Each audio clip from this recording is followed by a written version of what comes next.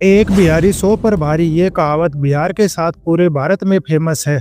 लेकिन करोड़ों बिहारी पिछले कई सालों से अपने बिहार को गठबंधन से छुटकारा नहीं दिला सके हैं। चुनाव आते हैं, लोग अपनी अपनी पार्टी की सरकार बनाने के लिए वोट कर देते हैं। रिजल्ट के कुछ दिन बाद सरकार बनती है गठबंधन की, कभी एनडीए जेडीयू, कभी जेडीयू कांग्रेस, तो कभी जेडीयू आरजेडी। नीतीश कुमार अपना सुशासन गठबंधन की झोली में डालकर मुख्यमंत्री बन ही जाते हैं। इसी रास्ते जेडीयू 9 बार अपनी सरकार बना चुकी है। बिहार में 1 दशक से ज्यादा हो गया किसी भी पार्टी को पूर्ण बहुमत नहीं मिला है। क्षेत्रीय पार्टियों का प्रभाव इतना है कि देश की 2 बड़ी पार्टी बीजेपी और कांग्रेस को भी चुनाव लड़ने के लिए गठबंधन बनाना ही पड़ता है। यही एक बड़ी वजह है जिसके कारण बिहार को समस्याओं का सामना करना पड़ रहा है। वर्षों की मेहनत के बाद ही बिहार अपना संकट मोचन नेता नहीं चुन पाया है। जेडीयू ने 2005 में जंगल राज से छुटकारा दिलाने के नाम पर एनडीए के साथ मिलकर पहली बार अपनी सरकार बनाई थी, लेकिन गठबंधन के हितों के आगे बिहार को भूल गए। हर साल बारिश का दंश झेलते बिहार में ना इंफ्रास्ट्रक्चर डेवलपमेंट हुआ और ना ही भ्रष्टाचार से छुटकारा मिला। 18वीं विधानसभा के लिए होने वाले चुनाव बिहार के लिए नई उम्मीद लेकर आए हैं। चुनाव से पहले एक बड़ा सवाल राज्य के 7.42 करोड़ वोटर से भी पूछना पड़ेगा, क्या वो इस बार जाति, धर्म एंड गरीबी से ऊपर उठकर अपनी प्रमुख समस्याओं के समाधान के लिए वोट करेंगे। हम इस वीडियो के जरिए ये समझने की कोशिश करेंगे कि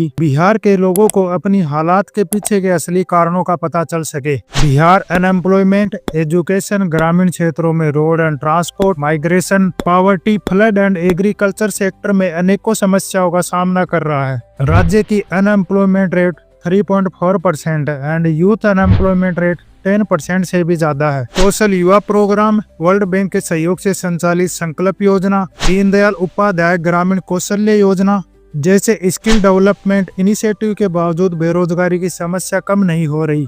agriculture and related sector state की जीडीपी में 21% कंट्रीब्यूट करते हैं। स्टेट की लगभग 70% population direct and indirectly agriculture sector से जुड़ी हुई है। सबसे बड़ा इनकम सोर्स होने के बावजूद भी इस सेक्टर को अनेकों समस्याओं का सामना करना पड़ रहा है। अधिकतर किसानों को खेती किराए पर लेनी पड़ती है और जिनके पास लैंड है वो बहुत कम है। 80% से ज्यादा किसान 1 हेक्टेयर से भी कम जमीन पर फार्मिंग करते हैं। बहुत सारे प्रयासों के बावजूद भी quality seeds marginal land owner की पहुंच से दूर है। सरकार समय पर किसानों को फर्टिलाइजर उपलब्ध नहीं करा पाती है। इरिगेशन फैसिलिटीज का अभाव है। इन सब के बावजूद जैसे तैसे किसान अपनी फसल उगा भी लेता है, लेकिन अपने प्रोडक्ट की मार्केटिंग और स्टोरेज फैसिलिटी की अनअवेलेबिलिटी के कारण किसानों को पोस्ट हार्वेस्ट लॉसेस का सामना करना पड़ता है।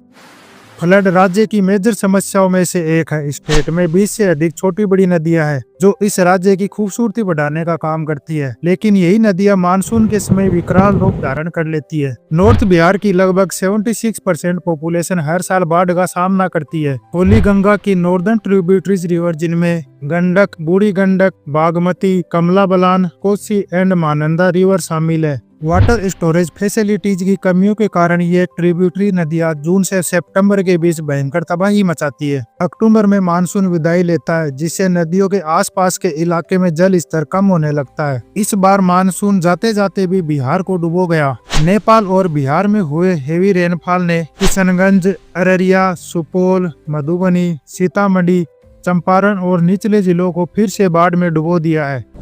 देश में सबसे ज्यादा पलायन यूपी के बाद बिहार में देखने को मिलते हैं। राज्य की 7% से ज्यादा जनसंख्या रोजगार के लिए दूसरे राज्यों में रहती है। International institute of population science के द्वारा किए गए एक सर्वे के अनुसार 36 विलेजेस में हर घर से 50% के करीब लोग काम के लिए माइग्रेट कर चुके हैं। ये तो वो समस्याएं हैं जिन पर हम बात कर लेते हैं या जिनके हमारे पास डाटा अवेलेबल है। इसके अलावा ऐसी अनेकों समस्याएं हैं जिनसे बिहार को निपटना है। 2025 विधानसभा चुनाव इस राज्य की प्रगति का आधार बन सकता है। जनता के पास मौका है अपने राज्य में पॉलिटिकल रिफॉर्म्स की शुरुआत करे और एक मजबूत सरकार का चुनाव करे जो बिहार के रिसोर्सेज का उपयोग जनता की भलाई के लिए करे और साथ ही ये भी सुनिश्चित करे कि केंद्र सरकार से मिलने वाले बजट का पूरा उपयोग किया जाएगा। बिहार में बहुत सी संभावनाएं हैं। बिजनेस रिफॉर्म करके बड़ी इंडस्ट्रीज को इन्वाइट किया जा सकता है, जिससे मैन्युफैक्चरिंग सेक्टर को बढ़ावा मिलेगा और इंडस्ट्रीज एस्टेब्लिशमेंट से लोगों को रोजगार के लिए दूसरे राज्यों में भटकना नहीं पड़ेगा। इस स्टेट में शिक्षा के क्षेत्र में सुधार की बहुत जरूरत है, चाहे वो सरकारी स्कूलों की बिल्डिंग हो या फिर literacy rate and senior secondary level पर स्कूल ड्रॉप आउट जैसी गंभीर समस्या का भी समाधान निकालना होगा। एग्रीकल्चर सेक्टर में चलाई जा रही योजनाओं का लाभ छोटे से छोटे किसान तक पहुंचाना होगा और फ्लड नियंत्रण के लिए वाटर स्टोरेज कैपेसिटी बढ़ाने के साथ नदियों की ड्रेनेज व्यवस्था सुधारनी होगी। और सबसे इम्पोर्टेंट स्टेप, नेपाल से आने वाली नदियों से होने वाले नुकसान से बचने के लिए प्रभावी प्रबंध करने होंगे। भगवान गौतम बुद्ध की ये धरती फिर से खड़ा होना जानती है, बस सवाल यही है ये होगा कब। बिहार की जीडीपी ग्रोथ की बात करें तो 2024 में ये 14% रही है, लेकिन जीडीपी पर कैपिटा कुछ और ही हकीकत दिखा रही है।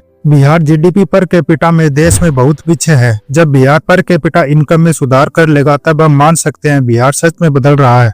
वीडियो को अंत तक देखने के लिए आप सभी का धन्यवाद। टीटी इन्फो चैनल पर यह पहली वीडियो है, उम्मीद है आपको पसंद आई होगी। हमारा प्रयास हमेशा यही रहेगा कि हर वीडियो में आपको कुछ नया सीखने और सोचने को मिले। अगर आपको हमारी मेहनत अच्छी लगी हो तो वीडियो को लाइक करें, शेयर करें और चैनल को सब्सक्राइब जरूर करें।